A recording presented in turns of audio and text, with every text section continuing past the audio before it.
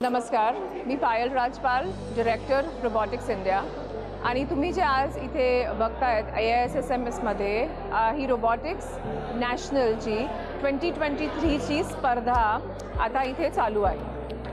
आजची जी स्पर्धा आहे ती थोडी युनिक स्पर्धा आहे।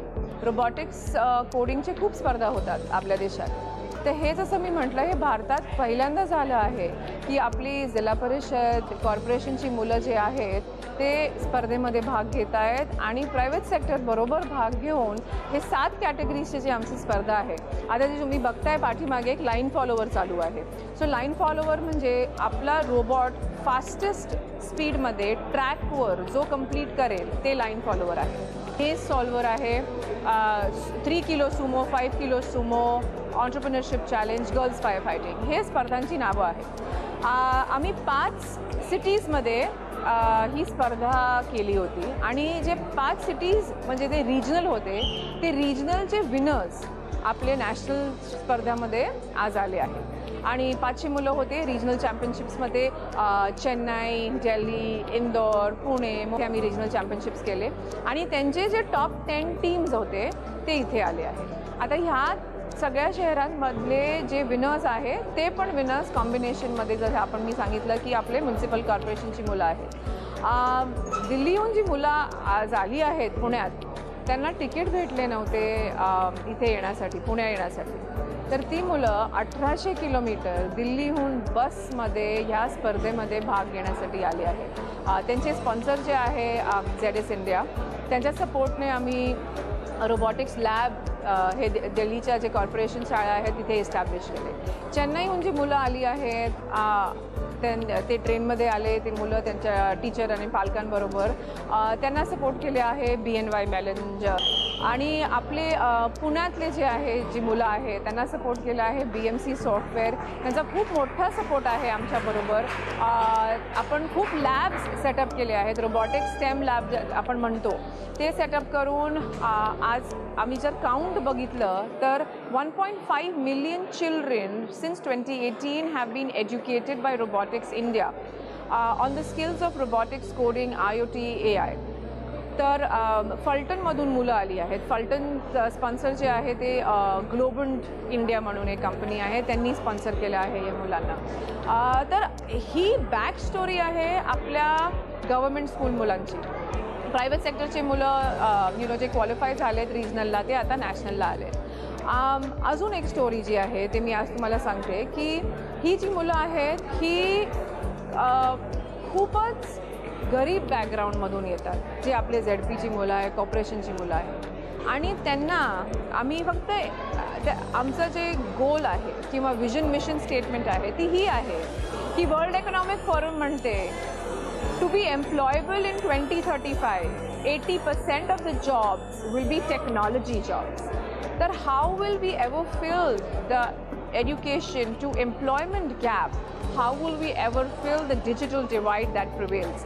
And that is the vision mission of Robotics India, where we want to bring robotics, AI, coding, IoT, data science to these government school children, to the bottom strata of the community, and we want to help them to get jobs and be equal individuals of this nation. आणि हे जे मुलं आहेत आज जे स्पर्धेमध्ये जिंकतील, national competition 2023 जी मुलं जिंकतील ते भारताला रेप्रेझेंट करतील तालिन, एस्टोनिया एक देश आहे। नोव्हेंबर 17-18ला तिथे इंटरनॅशनल कॉम्पिटिशन आहे, तर ही मुलं भारताला रोबोटिक्स इंटरनॅशनलमध्ये रेप्रेझेंट करणार आहे, जिथे 110 देशाची मुलं ह्या सगळ्या कॉम्पिटिशन कॅटेगरीजमध्ये बॅटल करणार आहे। तर खूप खूप आभार आहे CSR सपोर्टचे, जे आमचे CSR स्पॉन्सर्स आहे ह्यांचे, की ह्यांनी हे मुलांना सपोर्ट केलं। आपल्या महाराष्ट्रामध्ये आमचे 50,000 मुलं जी आहे जे आउटस्कर्ट्समध्ये आहे, रूरल एरियामध्ये आहे, पुण्याच्या आउटस्कर्ट जे आहे तिकडची जी मुलं आहे, तर खूप आभार आहे आम्हाला CSR सपोर्टचा। आम्हाला जिल्हा परिषदचा पण खूप सपोर्ट आहे।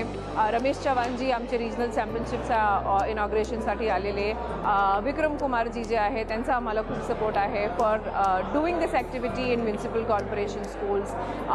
आणि ह्या मुलांनी G20ची जी 4th मीटिंग झालेली आपल्या पुण्याच्या आमच्या सावित्रीबाई फुले पुणे युनिव्हर्सिटीमध्ये ह्या जिल्हा परिषदची जी मुलं होती पुण्याच्या आपल्या ग्रामीण विभागातली, फलटणच्या विभागातली, त्या मुलांनी G20मध्ये जेव्हा प्रोजेक्ट्स डिस्प्ले केले की अर्थक्वेक डिटेक्टर कसा बनवला त्या मुलांनी आणि इरिगेशन रोबोट, की हे मुलांनी G20मध्ये पण रेप्रेझेंटेशन केलं आहे. तर आमचं विजन मिशन हे आहे की आता 1.5 million children have been educated with our efforts in 2018 and we want to hit 3 million by 2025. We want to see these children get jobs.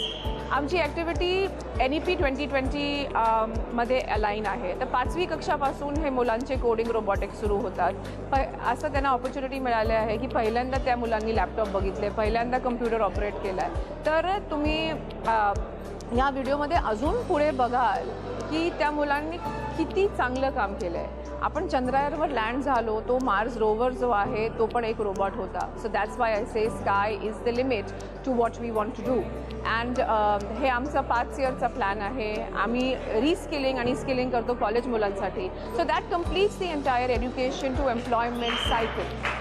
आपली भारतातली मुलं जेव्हा इंटरनॅशनल स्पर्धेमध्ये जातील तर तुम्ही त्यांना आशीर्वाद द्या की हे स्पर्धा ते जिंकून येतील. आपलं भारताचं नाव इंटरनॅशनल पोडियमवर खूप खूप छान करून येतील. थँक्यू. रोबोटिक्स इंडिया सरकारी शाळांमधील विद्यार्थ्यांना रोबोटिक्समध्ये करिअर करण्यासाठी अनमोल सहकार्य आणि मार्गदर्शन करत आहे. यातून राष्ट्रीय पातळीवर चमकदार कामगिरी करणाऱ्या यशस्वी विद्यार्थ्यांना आंतरराष्ट्रीय पातळीवर होणाऱ्या इस्टोनियासाठी भरभरून शुभेच्छा. त्यांच्या या वाटचालीत त्यांना आवश्यक ते सर्व सहकार्य आणि मार्गदर्शन उपलब्ध करून देण्यासाठी रोबोटिक्स इंडिया कटिबद्ध आहे. सर्व स्तरातील विद्यार्थ्यांना समान संधी आणि समान मार्गदर्शन उपलब्ध करून देणे, शिक्षण आणि रोजगार यातील अंतर कमी करणे तसेच विद्यार्थ्यांमधील कौशल्याला उत्तम पैलू पाडणे हेच आमचे ध्येय आहे. Robotics India